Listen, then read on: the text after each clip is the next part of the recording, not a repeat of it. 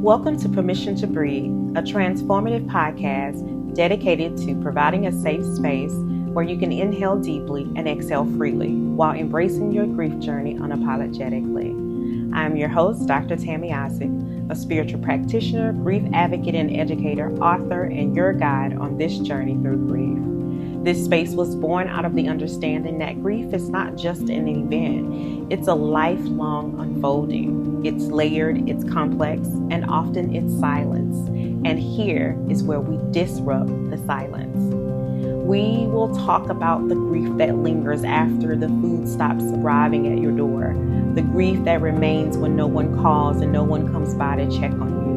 The grief that's complicated, the grief that's ancestral, the grief that lives in your body long before it ever reaches your tears.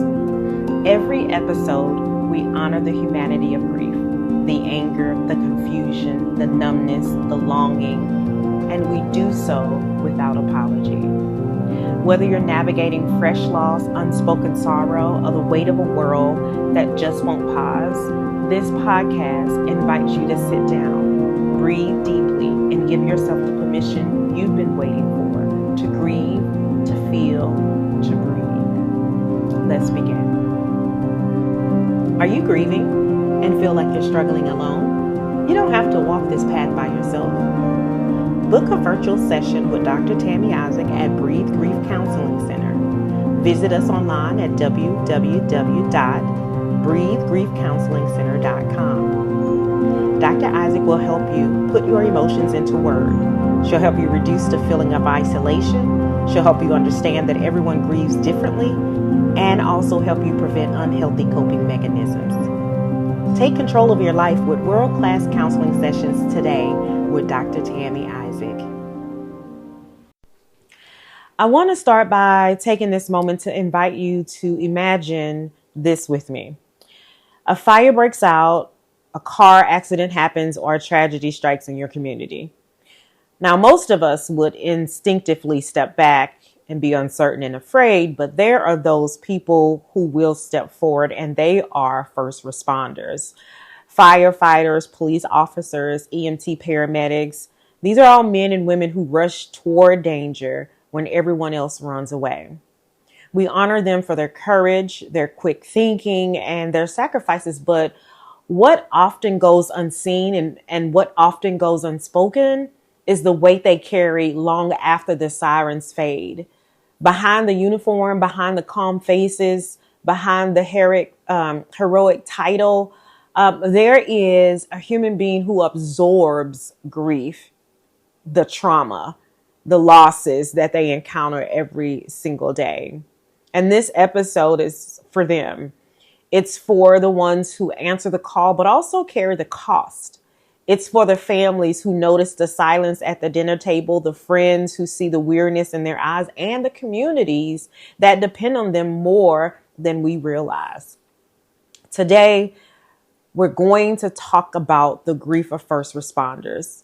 We'll explore the hidden burdens they bear, the toll it takes on their hearts and minds, and the pathways that can lead them toward healing and hope. And my prayer is that this conversation not only raises awareness, but also creates compassion, because every first responder deserves to know that their grief is seen, their humanity is honored, and their healing is possible. So let's breathe together and step into this very important conversation. First responders witness things most of us can't even begin to imagine. Tragedy doesn't come to them once in a lifetime. It shows up shift after shift. They are the first to hold a child who isn't breathing, the ones to knock on the door with news that will change a family's life forever, the ones who stand between chaos and order when violence erupts. Training prepares them to run toward danger, to make quick decisions, to save lives, but training doesn't shield the heart. No amount of preparation can keep the images from replaying in their mind when the uniform comes off at night. The smell of smoke, the sound of a mother wailing, the sight of blood on their hands, these moments don't simply disappear. They settle deep inside the body and spirit, layer upon layer, until the weight becomes invisible to others, but unbearable to the one carrying it. And yet, there's a silent code in the culture of first responders. Push through, don't break down, stay strong for everyone else. They are expected to hold it all together in the heat of the moment, at the station, and even when they return home. Vulnerability is often mistaken for their weakness, and so many learn to bury their pain beneath the armor of composure. But here's the truth. On the outside, they may look unshaken, strong, and ready for the next call. On the inside, many are fractured. They live two lives, one that meets the world's expectation and another that wrestles with grief, fear, and exhaustion when no one is watching. This hidden weight doesn't just affect their work. It seeps into their relationships, their sleep, their health, their sense of self. Families notice the silence at the dinner table. Children see the distraction in their eyes. Partners feel the distance. And the responders themselves often wonder if anyone truly sees the toll that their calling takes on them.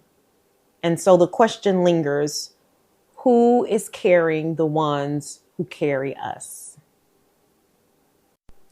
When we think of grief, we usually think of losing a loved one, but for first responders, grief takes many forms, and some of them are silent and some of them are acknowledged, yet all of them are real. So first, let's talk about a few of the types of grief that is hidden or masked under our first responders' strength. First, there's primary grief. This is the direct grief of witnessing death, tragedy, or destruction.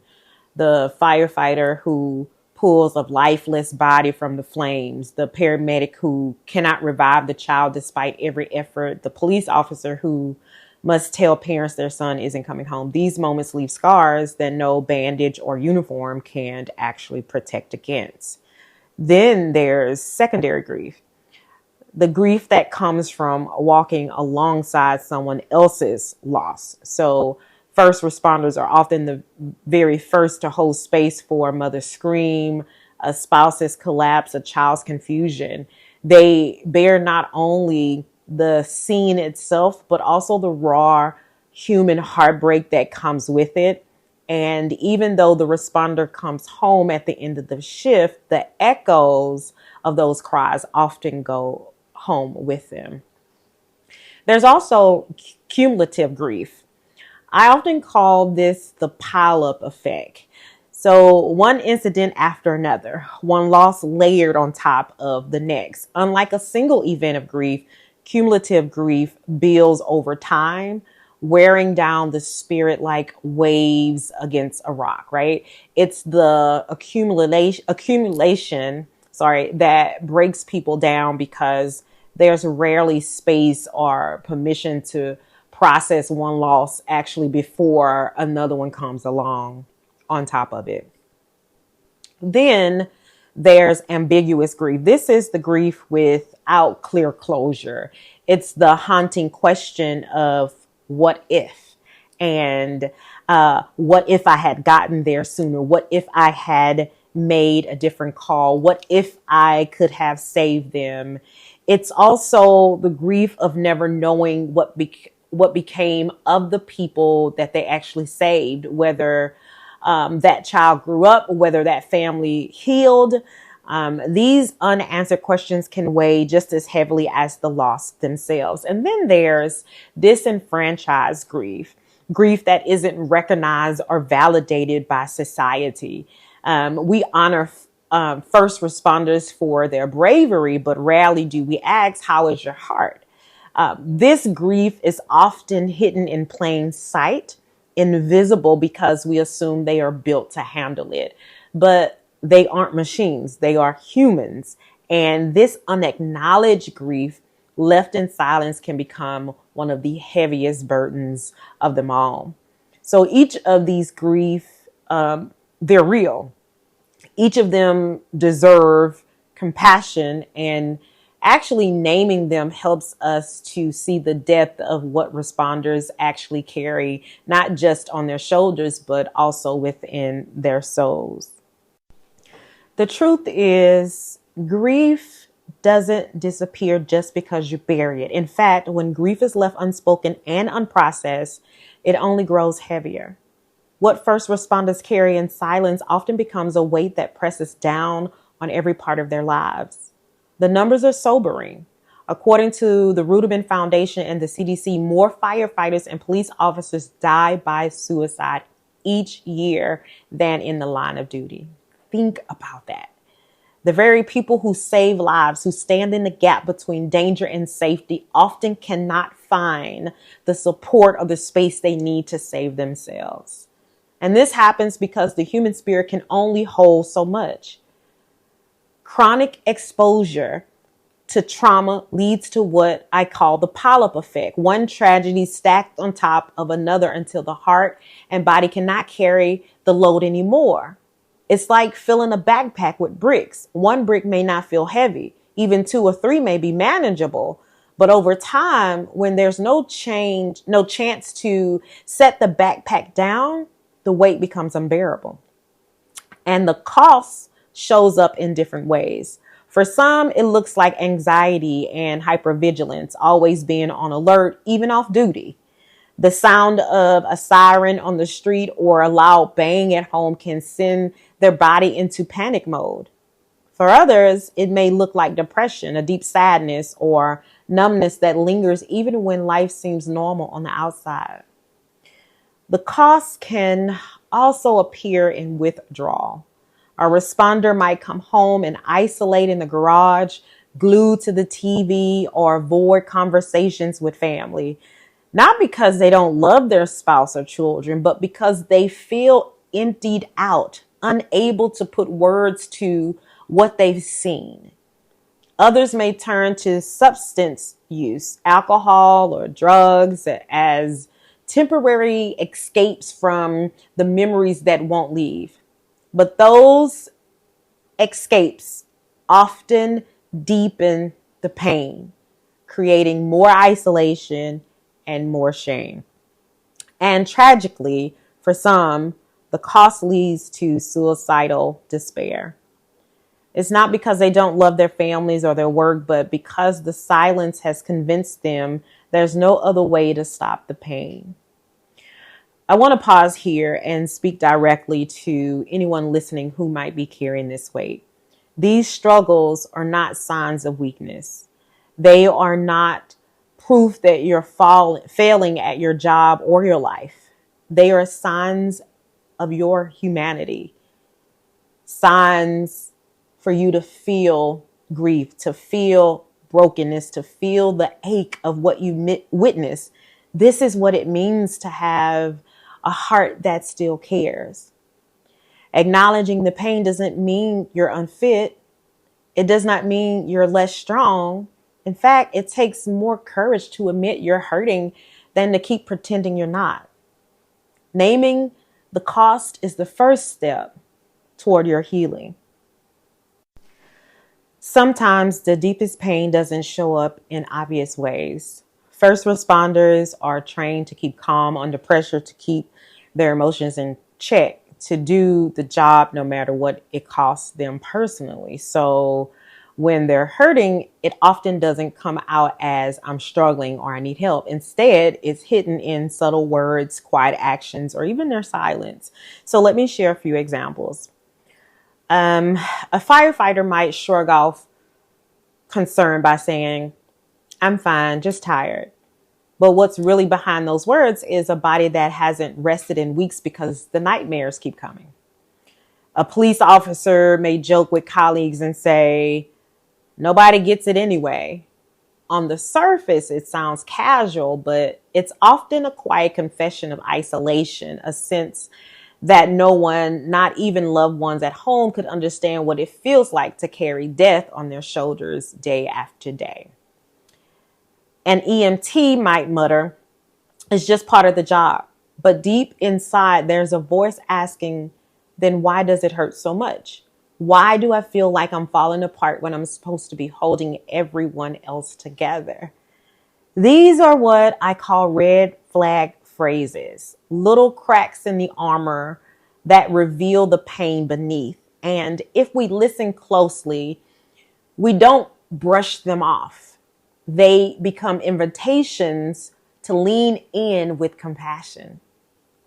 Other signs are nonverbal. So a first responder may stop showing up to family events, not because they don't care, but because the thought of being around people feels exhausting. They might spend long hours alone in the garage or seem irritable over small things. They may start drinking more than usual or suddenly go quiet when they used to be very talkative. Now, for loved ones, coworkers, and friends, recognizing these signs is crucial. It's not about prying or forcing someone to open up. It's about noticing, being present, and gently letting them know they don't have to carry the weight alone. Sometimes the most powerful words you can say are not complicated. A simple "I see you," "I care about you," or "I'm here when you're ready to talk" can be the lifeline that someone needs. The reality is this: silence is often the most dangerous symptom. When someone stops talking, stops connecting, stops sharing, that's when they need us to lean in the most. So I encourage you, listen with your heart.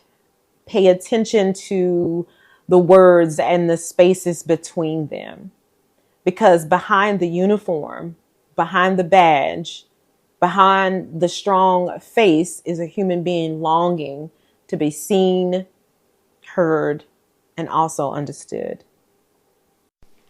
So if this is the reality, if first responders are carrying so much grief, trauma, and silent pain, the question now becomes, where do we go from here? How do we help them find healing? The first step is this: we break the silence. Healing begins when someone feels safe enough to speak their truth. That might be a first responder finally saying, "I can't carry this anymore," or a loved one asking, "How's your heart really?" Conversations save lives, and creating space where honesty is welcome without judgment is one of the most powerful gifts that we can give them. The second step is normalizing support. Just like we don't hesitate to treat a broken bone, we shouldn't hesitate to treat a broken spirit. Therapy, chaplaincy, peer support groups, and mental health resources are not signs of weakness. They are signs of wisdom. They are the tools that help carry what no one should carry alone. For some, healing comes through peer support programs where first responders can talk with others who understand their world without explanation. And for others, it's in the faith communities and chaplaincy where prayer, spiritual care, and compassionate listening remind them that their humanity is sacred and their grief is seen. Another pathway is building healthy practices, things like regular exercise, journaling, spiritual reflections, or simply creating space for rest. These practices don't erase the grief, but they give the heart and body a way to release some of that weight. And for families, healing often comes in learning how to support without fixing. I think this is our biggest problem. We want to fix it instead of learning how to support. Sometimes the most loving thing you can do is sit in the silence with them, offer a hug, or say, "You don't have to be strong here." That kind of presence tells them they are safe, they are not alone, and they don't have to keep wearing the mask at home. Most importantly, healing requires community. I'm so big on community. None of us were created to carry grief alone. When first responders are surrounded by people who notice, who listen, who check in, who remind them of their worth, then the heavy load becomes lighter. And let me say this to every responder listening right now, it takes more courage to heal than it does to hide. It takes more bravery to admit you're hurting than to keep pretending you're fine. Seeking help does not erase your strength, but it proves it. Your service matters, your story matters, and so does your healing. As we come to the end of this conversation, I want to pause and simply acknowledge the incredible weight first responders carry.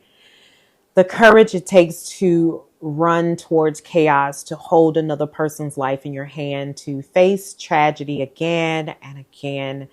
That courage is undeniable, but just as real, just as sacred is the grief that follows. To every first responder listening, your service matters, but so does your soul. You are more than your uniform. You are more than the role you play in emergencies. You are a human being, and your humanity is not something to hide or be ashamed of. It's something to honor.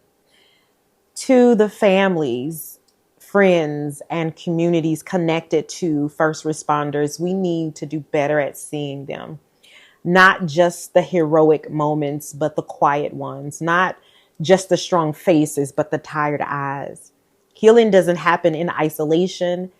It happens when people feel safe enough to be seen, to be heard, and to be loved right where they are.